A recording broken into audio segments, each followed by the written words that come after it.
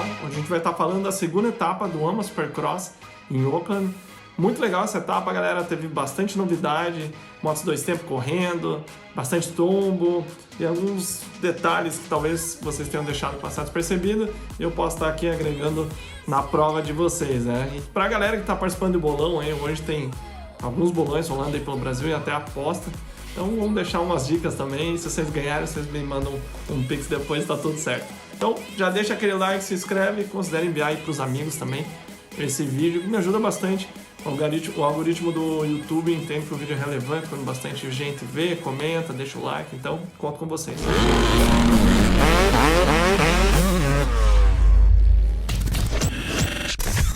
Pessoal, uma pista com 2 seções de costelas, talvez não tão difíceis quanto na primeira, não estava lá andando, mas visualmente parecia um pouco mais tranquilo, embora também muito técnica, bem difícil, né? Algo que está sendo diferente nesse ano, né? Normalmente a primeira etapa é uma pista um pouco mais tranquila, como os americanos gostam de falar, mais mellow, né? Mais suave, mas esse ano eles deixaram, talvez até pelas chuvas, né, que aconteceram e deixou a terra mais molhada, ela comeu mais, não ficou tão chão duro como normalmente é a Anaheim, né? E Oakland não foi diferente, era para ter ficado bem mais batido, que é na Califórnia também, e não ficou tanto, né? Ficou bastante trilhada, as costelas ficou um trilho só, eu particularmente tô achando meio palha isso. Até o Hector Assunção estava assistindo a prova junto comigo lá em casa e a gente estava vendo um vídeo do pessoal treinando na Europa, o Josh Hill, em uma sessão de costela de concreto. Então, não vou dizer que é absurdo esperar que isso aconteça em breve no AMA Supercross, seria algo que não desgastaria, mas também não pode cair, né? Então, seria bem duro. Então, galera, começando falando da MX2, ou melhor, da 250, né, na MX2 no Supercross, teve uma novidade, foi a primeira etapa desse ano do Supercross Futures, que é uma categoria de acesso para os pilotos saírem do campeonato amador e começar a se ingressar no campeonato profissional. Então, já teve brasileiros correndo, Marcel Miller, enfim, o pessoal corre nela, porque também tem uma categoria veteranos, né? É um sonho meu, talvez, competir lá também, dar uma brincada. Eu não realizei o meu sonho de correr profissionalmente no Supercross, até era para mim ir junto com o Jean, na primeira vez que ele foi, e acabei machucando e não deu certo.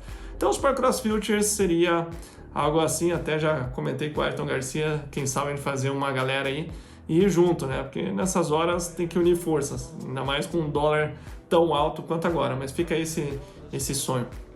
Então, a categoria, a ideia é que seja um acesso, né, para os pilotos que vêm do amador, e o legal seria se todas as equipes realmente abraçassem. Infelizmente, nessa etapa, só o Ryder de Francesco, que é um PA que está sendo construído pela Kawasaki desde o amador, o PA assim, é um fenômeno, né? O estilo de pilotagem, a suavidade, tem também o Nick Romano da Star Racing Yamaha, tem o Hayden Deegan, que é o Danger Boy, né? Tem o Hames da Honda, mas infelizmente o Hames e o Romano não correram, eles estão vindo de lesão, então sobrou o Ryder de Francesco, pelo menos desses mais famosos, né? Ele passeou, virou 5 segundos mais rápido, e o interessante é que ele teria ficado em 12º na 250 se ele estivesse competindo com os profissionais. Então é mais um nome aí para vocês ficarem de olho, vou deixar a foto dele aqui. Ele é um pilar que com certeza vocês vão ouvir falar bastante. Ele me lembra um pouco o Sensaru, né? Que só se falava dele. Ele desde a 80 treinando na pista de Supercross, junto com o Ryan Villopoto, criado pelo Mitch Payton, que é dono da Pro Circuit, né? Então, com tudo para ser um grande nome, né? E falando então de um assunto que me deixou bem feliz, vou deixar o videozinho dele aqui para vocês. Olha só, Stank Dog é um piloto que é quase um freerider, né? Não diria que ele é um freerider porque ele corre, mas ele vive o estilo freerider. Ele vai de prova em prova, ele mora dentro da van dele durante um bom tempo, né? Não direto. E ele é um espírito livre, assim, um cara bem diferente. Tem um visual cabeludão, bigode. Já ganhou o Red Bull Straight Rhythm de 2 tempos. Ele curte muito as 2 tempos, até pelo retorno que isso dá para ele. Não é uma questão, vou andar de 2 tempos porque é a moto, porque eu sou hardcore, etc. Mas ele ganha muita atenção por isso. Ele pega aqueles fãs da velha guarda, né, os old school. E ele tem um visual assim, maconheirão, né, tatuado, tal, o jeito dele, mas não é só o visual. Ele realmente é é bem fã aí da cannabis, já escutei podcast dele, ele fuma antes de andar, etc, tal. Enfim, ele é bem alternativo, assim, não é aquele piloto tradicional Ryan Dungey, né? Trabalho, ética e tal. Ele correu muito tempo na Arena Cross, foi piloto rockstar na Arena Cross, e daí ele falou no podcast que nessa época ele parou com tudo, só treinava e tal, e não colheu tantos frutos quanto ele esperava, né? E o que me surpreendeu, conhecendo um pouco da história dele, ouvindo o podcast, né, falando essas coisas todas aí que eu desaprovo, na minha opinião não combina com o esporte, né, mas enfim, cada um faz o que quiser da vida. Ele é um profundo entendedor de mecânica, é ele que faz todo o trabalho de mecânico da moto dele, entende carro, entende tudo. Então você pega, né, os detalhes técnicos de teste de moto, enfim, as coisas que ele faz. Eu comecei a perceber que, cara, ele é um cara extremamente inteligente, né? Ele tem esse estereotipo aí de largado, que ele curte, meio redneck, assim, algo parecido com o Aaron Plessinger, né? De certa forma, meio cowboy, assim, eles meio que se entrelaçam. Mas é algo que é muito mais um marketing pessoal do que qualquer outra coisa. Então ele vive do nome dele, ele vive de andar de 2 tempos, não tem ninguém fazendo, e ele fala isso abertamente, né? Então eu achei bem interessante. E ele andou muito bem, tanto na primeira etapa quanto na segunda. E daí tem um podcast nos Estados Unidos, que é do Steve Matthews, que é um ex-mecânico do Team Ferry, canadense e tal. E ele é um cara que tem uma memória de elefante e montou um podcast, talvez o primeiro, aí não posso afirmar com certeza. E ele faz podcast de 4, 5 horas, eu sempre escuto os podcasts dele, liga para os pilotos, etc. É bem bacana. E com ele sempre tá o Jason Thomas, ex-piloto profissional, classificava para a final, assim, ele não era um piloto de ponta, mas um piloto um dos melhores do mundo, né? Só de classificar para a final no AMA Supercross. Então ele tá ali sempre dando os insights dele, ele que hoje trabalha com a Fly, né? Então tá sempre na Europa, no Mundial, etc. E fala muito bem. E também o Chris Kiefer, que é um piloto de teste nos Estados Unidos, faz muito teste das motos, etc. Então, 3 caras aí que manjam do esporte. E começaram a falar dele, né? Do Stank Dog aí na abertura. E eu começou a falar, né? O Kiefer falou, ele não classifica de jeito nenhum. Porque você viu a dificuldade que ele tava para pular o triplo antes das costelas da primeira etapa, então ele não classifica. Daí o Steve Matthews, né, que é bocudo, já se meteu em várias confusões por conta disso, ele é um cara bem polêmico, né? Ele falou, eu acho que ele classifica. Enfim, foi lá, classificatória, quem que tá na última volta, na posição de classificar? O Stank Dog, né? Então ele deu uma errada, tal, vocês vão ver o vídeo, o cara tava perto, mas nas costelinhas ele acertou bem, a 125, né, até tava comentando com o Hector, ela não quica muito pro lado, né, então ele enfia a mão e conseguiu passar tão bem quanto o cara e classificou, cara. Eu achei irado, a torcida foi a loucura, foi muito legal de ver a reação do público, né, então vou misturar um pouco os assuntos aqui, o pessoal muitas vezes critica o Caio Lopes, muita mídia e tal. Cara, ele é um dos caras mais inteligentes para mim do esporte, porque ele arranjou uma maneira de ganhar dinheiro sem ter que dar resultado. E é o mesmo caso do Stank Dog, né? Então ele tem esse estilo de vida dele diferente, ele não é aquele cara tradicional, o atleta tradicional, quando você imagina uma imagem de atleta, né? Ele é muito mais um estilo roqueiro e fez acontecer, né? E não esqueça que ele é bom pra caramba de moto, né? Ele já fez top 10 em 2011, na 250. O cara realmente é bom, né? Ele não é um loucão que apareceu do nada. Como eu disse, ele se vende dessa forma. Então ele na final acabou... Aliás, na primeira etapa ele caiu na classificatória, não classificou. E na final ele já estava com a missão ganha, já estava cumprida. Ele só fez penúltimo, mas enfim, o resultado foi o bafafá, a falação. E daí que entra a parte engraçada. É uma pena que todos vocês não entendem inglês. E não vou pôr legenda aqui, pra falar a verdade, não sei fazer aqui no iMovie. Se alguém souber, manda um vídeo aí me ensinando, que eu mexo no iMovie, que é simplesinho, rápido de editar. Mas resumindo, ele fala, vocês falaram que eu tava muito gordo, que eu não ia classificar. Daí ele falou, vai para aquele lugar, Steve Matthews, Jason Thomas. Ele usou um termo pejorativo assim que eu não entendo muito o que é, que ele falou da irmã do Jason Thomas, tá? Mas resumindo, não falou coisa boa. E falou do Chris Kiefer também, então, na verdade, o bafafá que gerou tanto pro Pulp Max, que é o podcast do Steve Matthews, quanto para ele, é o que interessa, tá? Nas redes sociais, todo mundo só falando nisso, então... vou deixar o vídeo aqui, vou deixar em inglês mesmo, mas vocês vão sentir o tom. Oh, he's too fat, he's out of shape. Well,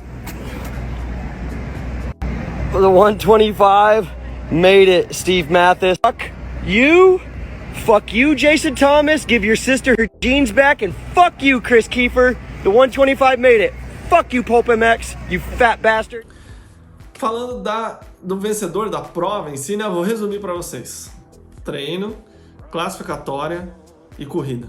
Christian Craig. No treino, às vezes, o Mosman dá uma incomodada nele, mas o cara tá andando com a mão nas costas. Isso tem duas coisas, né, que a gente tem que ficar de olho.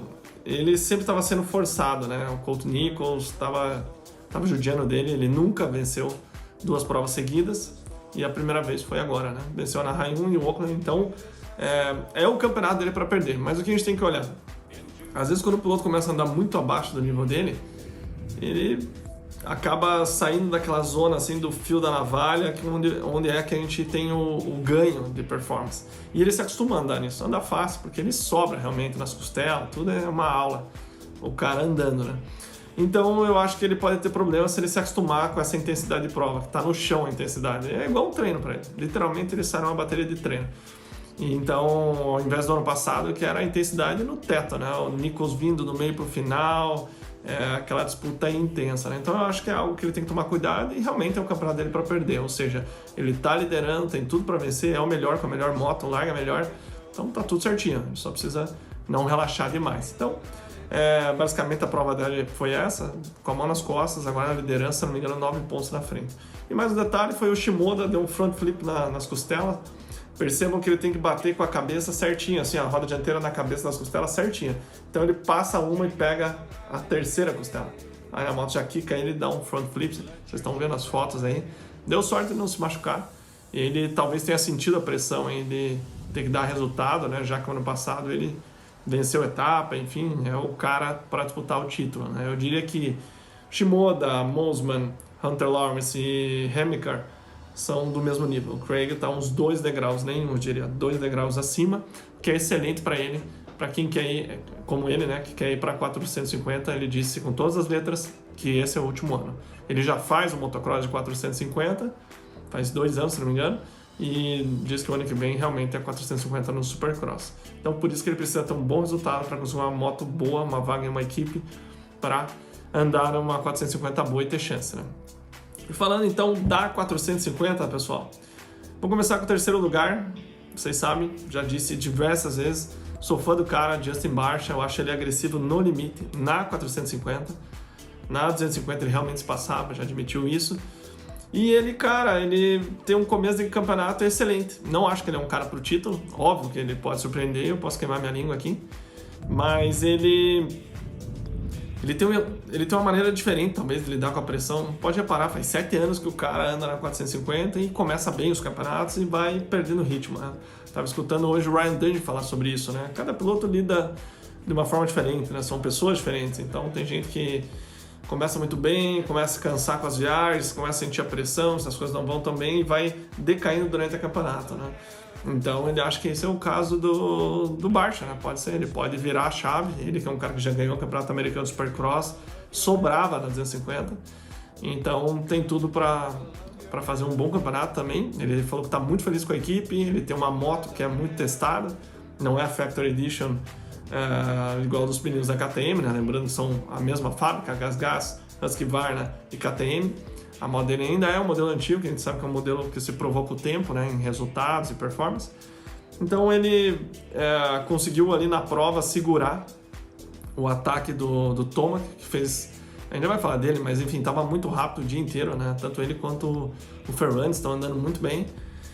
E ele segurou esse ataque. Em certo momento, metade da prova, ele estava próximo do Jason Anderson, do Aaron Plessinger. Então eu até pensei que ele poderia tentar uma vitória, mas ele disse que os dois realmente estavam muito rápido e ele não conseguiu chegar a encurtar essa diferença, embora ele tenha ficado bem perto, né? E com isso, com um terceiro lugar nessa etapa e meu Deus, agora me fugiu o que ele fez na outra. Se não me engano, 2 terceiros lugares, me deu um branco agora, desculpa, pessoal. Ele está na liderança do campeonato, né? Então tá embolado, são 9 pilotos numa diferença de 10 pontos, né? Misturou tudo. E pra gente, como fã do esporte, né, só tem a agradecer isso, é o que a gente quer, pauleira. Eu falo sempre para vocês das polêmicas, das batidas, alguns concordam, outros não. Então, o bom é isso, gente, é gerar bafafá, né? Como a gente viu aí do argentino lá no Lucas Duncan, pediram para mim analisar, tá? Eu já falei ali no Instagram, galera. Acho porco, acho sujo, mas faz parte do esporte. Vou dizer mais uma vez para vocês, procurem nos anos 90, Damon Braxton, Mike Kedrowski. Aí vocês vão entender a origem realmente do motocross e como que era a pauleira, né? Esse esporte que vocês imaginam, tudo limpinho, desculpa, encostei em você, isso não é motocross. Isso pode ser qualquer outro esporte, mas não é motocross, tá? Óbvio que existem regras, existe limite, existe um diretor de prova para isso, né? Então, como eu disse, todo mundo tem uma opinião, mas basicamente eu tenho a regra seguinte: bateu indo para frente, tá tudo certo. Agora, quando você bate para parar, sai do seu trilho, freia e fecha, aí realmente é um pouco diferente, né? Quando você tem a intenção de derrubar, só que isso não pode ser generalizado, porque cada caso é um caso, né? Isso que é tão difícil, né? Isso é difícil no AMA, isso é difícil no Mundial, isso é difícil no Arena Cross, isso é difícil no Motocross. Qualquer lugar é difícil, mas por isso tem que ter pessoas competentes para julgar, especialmente se já foram pilotos, se já estiveram nessa situação, né? Porque só quem já esteve ali pode ter realmente 100% de propriedade para dizer. Falando do segundo lugar, Aaron Plessinger, ele é outro piloto da primeira etapa. Ele realmente foi muito mal na abertura, ele não se encontrou o dia inteiro, ele fez 19º no primeiro treino. Desligou o microfone aqui, ó. Ele fez 19º no primeiro treino, falou, cara, não me encontrei, até a mídia especializada falou, meu Deus, o que aconteceu com o Aaron Plessinger? E ele na entrevista, vamos ver se liga aqui, ele na entrevista após a prova, ele comentou, cara, parecia que... Enfim, ele resumiu. Eu vou esquecer a primeira etapa. Vou esquecer que o meu campeonato começou agora. E ele realmente foi outro piloto, conseguiu uma largada boa. Até na segunda curva ele chegou a encostar no Jason Anderson e quase passou. Se ele passa nesse momento, a prova dele poderia ter sido outra. Porque boa parte da prova ali no meio, ele estava mais rápido que o Anderson, ele tentou o ataque, mas começou a cometer erros e foi ficando e não conseguiu acompanhar. Mas muito legal ver ele novamente se dando bem. Ele no ano passado levou muita sorte do programa da 450. Foi movido para Star Race, né? Uma equipe que mudou completamente, mudou 360 a Yamaha 450, desde acerto, o programa da Yamaha, né, na 450, e ele começou a ter largadas boas, começou a andar na frente, até mesmo no motocross. Então foi muito legal. E por que eu digo que levou tanta sorte? Porque ele tinha um contrato de 3 anos. Se a Yamaha se mantém como era, ele ia morrer, ia entrar numa equipe satélite e sabe Deus como ia ficar a carreira dele. Então, muito legal ver ele poder estar andando tão bem na KTM, ele parece estar se adequando bem com a moto. A gente sabe que é um time vencedor com o Roger De Coster, né?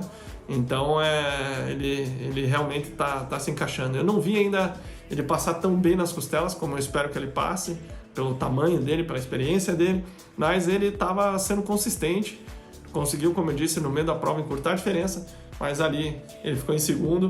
E o engraçado foi o Jason Anderson falar na entrevista após a prova que ele estava controlando o Justin Barcia. E aí tá, ele focado na prova, no final ele olhou para a placa. E daí estava escrito na placa do mecânico, né, alguma coisa relacionada ao Aaron Plessinger dele. Nossa, ele tá perto demais, tipo, tava 2 segundos dele. Então ele forçou um pouquinho ali no final. Então, segundo pódio da carreira do Aaron Plessinger na 450, lembrando que ele é bicampeão na 250, inclusive campeão do motocross também, então ele é um fenômeno, por isso eu tenho uma expectativa bem alta ainda sobre ele, né? E ele é um cara novo, super boa praça, ele incorporou esse personagem de cowboy assim nas entrevistas e faz muito sucesso com isso. E falando do grande vencedor, Jason Anderson, né? Então vocês viram nos outros vídeos, ele teve aquela treta com o Barcia, que eles se bateram, tudo mais, e daí rolou aquela zoação, né? Então, pelo menos com o dinheiro do seu bônus de pódio, né? Você poderia comprar uma mercadoria do Team Fry, né? Que é a marca dele, do amigo dele. E o Barcia foi lá e entrou na brincadeira e comprou realmente as mercadorias, deu o Team Fry lá, o Instagram deles postou, né? Realmente ele comprou e não comprou pouco. Aí no Track Walk, né? Que é quando eles vão reconhecer a pista, tava lá o Justin Barcia, né, com a camiseta, com o moletom, escrito Team Fry e tal. Então foi muito legal e isso rolou um bafafá durante a semana.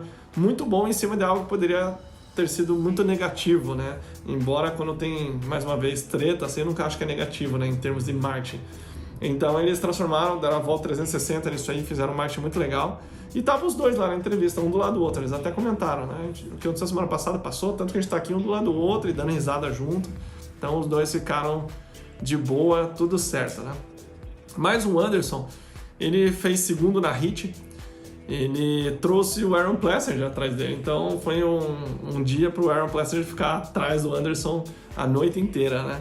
E a última prova, gente, que ele venceu foi 47 provas atrás. Ou seja, em 2018 foi a última vitória dele, quando ele foi campeão até. E ele vinha fazendo ali, fez 2 terceiros lugares ano passado, foram os resultados dele. Mas ele vinha se batendo, altos e baixos, tal. Ele falou que sempre acreditou que ele poderia vencer, mas parece que as coisas não davam certo. Aí ele foi perguntado se ele tinha a opção de continuar correndo pela Husqvarna e ele que quis ir para Kawasaki ou não.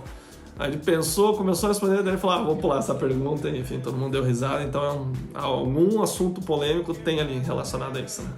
Mas eu queimei minha língua com ele, eu achei que não ia mudar nada, até falei isso antes da abertura aqui no vídeo, eu achei que ele não ia ter um ganho de performance, nada, enfim, eu achei que a carreira dele já estava downhill, algo como do Dean Wilson, né? Mas ele se mostrou já na abertura que ele estava rápido, né? Embora ele tenha se batido com o Malcolm, ele estava ali, cara. Ele estava vindo pelo pelotão passando. Me decepcionou um pouco que na última volta ele perdeu 3 posições, né? Caiu para 10º. Mas ali ele largou bem, deu essa segunda curva ali com o Aaron Plessinger. Começou a buscar o ritmo dele. Eu gostei que ele estava atacando a pista, então você vê ele solto na moto, amortecendo. Parecia que ele estava andando 250 novamente, né? Para quem acompanhou ele nessa época, ele botava a moto onde quisesse. Então você sente a intensidade do piloto. E ele estava com essa intensidade e realmente ele controlou bem o ataque do Plessinger, estava cuidando do Barcia, fez o dever de casa e é muito emocionante para mim, pelo menos como um piloto profissional, porque eu sei os tipos de vitórias, né? Como o Jeremy McGrath fala no livro dele, tem aquela vitória quando você não se esforça e vence, tem aquela vitória quando você tem que se esforçar para vencer, e tem a vitória quando você passa anos treinando e quer muito buscar ela e muitas vezes não chega, mas quando chega é algo como foi para o Jason Anderson, né? Então me identifiquei com isso até na minha carreira, então foi emocionante ver. Ele também estava emocionado que no colo dos avós dele que faleceu e era quem fez ele chegar onde ele está, porque levava ele para as provas e ele estava em todas as corridas, né? Muitos americanos fazem isso, né? Por exemplo, os avós do Villopoto se aposentaram e seguiam o campeonato inteiro e tal, né?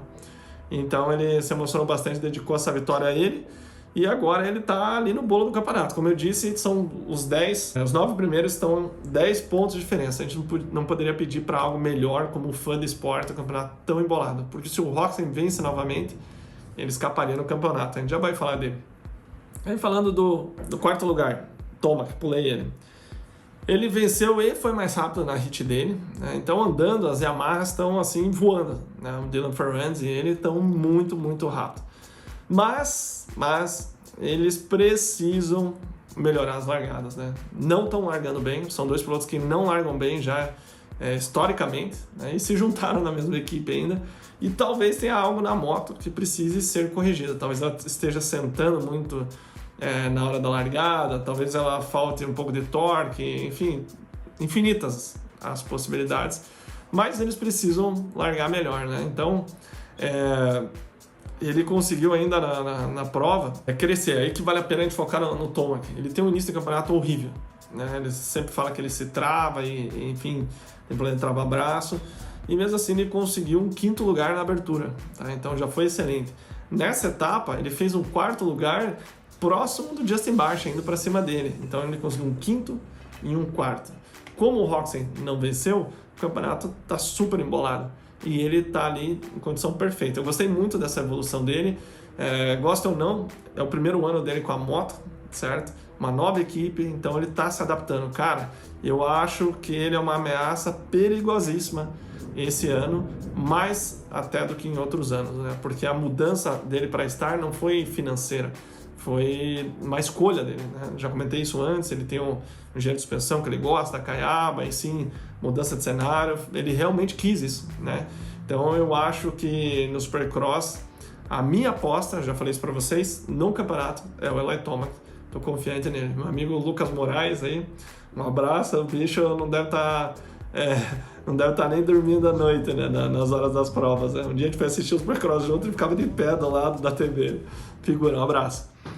Então, pessoal, essa consistência dele vai se pagar, não tenho dúvida. A gente acabou de ver Jason Anderson 11º, Roczen 1º e 10º, né? Então a consistência do Barcia que está deixando ele ali na frente, né?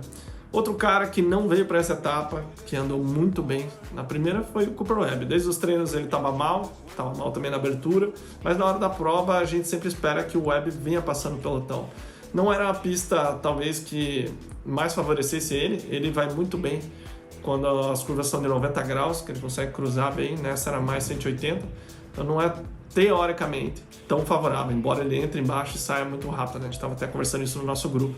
Mas depois de tudo aconteceu, ele falou no pódio, né, devido à minha semana e tal, então foi ótimo ainda o resultado, né? Você via que ele não tinha aquela intensidade, né, que a gente comentou antes na prova. Você percebia que ele não conseguia vir pelo pelotão passando todo mundo, como normalmente ele faz, especialmente depois dos 10, 15 minutos. E aí ele falou na entrevista que ele estava doente, então foi por isso, ele não estava tão bem fisicamente e não conseguiu jogar aquela intensidade. Os trilhos dele fugindo um pouco dos buracos, enfim, traçados mais lisos, que é bem diferente de como ele pilota, né? Ele pega traçados lisos, mas são os mais difíceis, que chega reto, sai reto, é algo que ele consegue fazer como ninguém, né? Então, pode ter certeza que mesmo num dia ruim ele conseguiu um 7º lugar, é excelente, né? E o 13º, ninguém menos que o até então líder do campeonato, Ken Roczen. Ele já caiu nos treinos, vou deixar o vídeo aqui para vocês, ele tomou um baita tombo nas costelas, ainda por cima o Sexton acertou ele, então ele bateu forte no chão, o Sexton ainda deu uma acertada, arrancou a aba do capacete, que é magnética, né? Então ela é feita para sair mesmo. E na prova ele estava mais ou menos, né? Óbvio que aquele tombo já mudou todo o cenário da prova dele, até o Ryan Dungey falou isso, né? Então já tira um pouco aquele fogo de dentro dele, porque não está correndo tudo certo. E ele acabou caindo nas costelas, gente. No finalzinho, ele é um dos caras que melhor passa a costela, ela quicou e jogou ele na parede, ele levanta devagar, sai devagar. Então a leitura que eu faço é assim, quando está tudo correndo bem, tudo alinhadinho, tudo certo, ele vai lá e destrói. Como foi na primeira etapa. Ali que ele teve que... É óbvio que o tombo a gente não sabe a extensão da lesão, mas quando tem um pouco mais de dificuldade, quando tem que se superar, a impressão que dá é que ele meio que larga os bets, né? Vejam que o Cianciarulo, voltando de lesão, largou lá na frente, andou como ninguém, super bem, né? E até engraçado ver a Kawasaki largando tão bem com ele, largava tão mal com o Tomac, né? Ficou na frente dele, ficou em 12º, né? Bom, vamos aguardar as cenas dos próximos capítulos, isso aí, porque o bom do motocross é que você é tão bom quanto a sua última etapa. Então, primeira etapa no céu, segunda no inferno, vamos esperar a terceira. Então, pessoal, em geral, o que eu posso dizer para vocês? É muito pequena a diferença, né? Eu disse que eu queimei minha língua com o Jason Anderson e veja, o cara é um ex-campeão D250 e D450, então ele alinhou um pouco, conseguiu ajustar, colocou a intensidade um pouco mais alta, o cara foi lá e ganhou a prova, né? Justin Barcia no início, a gente falou do Webb tá mal nessa etapa, não ter vencido a primeira, ele acertar uma largada um pouco melhor, enfim, conseguir pôr aquela intensidade, vai ficar feio pro pessoal. Outro cara que andou muito bem na abertura e nessa não apareceu, Marvin Muskie.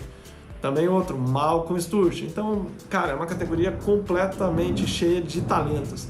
Eles precisam realmente jogar um pouco a intensidade para cima e encaixar o dia, né? O próprio Dylan Wilson chegou até em segundo em dado momento no treino, então fez um top 10, não é o que ele quer, mas está crescendo novamente, né? Eles precisam acreditar que eles pertencem àquele topo, né? O Sexton, por exemplo, só caiu, não foi bem, enfim, mas ele não aceita não andar na frente. É isso que eu acho que falta para alguns pilotos, como o Dylan Wilson. Ele precisa acreditar que ele pertence lá na frente e se jogar mais. É aquele 0,5 a mais que vai fazer diferença, né? E o Tomac, falando nisso, foi o mais rápido da prova.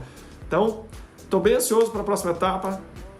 Neste sábado, né, como eu disse aqui no outro vídeo, sinto não ter etapa na quarta-feira, era bem corrido pro canal, mas ótimo como fã pra gente assistir, né? Alguns de vocês pedem lives aqui, né, pra fazer uma live da prova, só que, sinceramente, eu não faço porque eu gosto de assistir, cara. Eu gosto de chamar a galera e tá assistindo, eu sou um fã do esporte. Então já tem bastante gente que faz live, é só procurar na internet que vocês vão achar. Então eu espero que vocês tenham gostado. Algumas dicas, algumas conclusões, enfim, alguns pensamentos meus sobre as provas e até para quem aposta em bolão e etc. Fica alguns pensamentos para vocês terem em mente, né?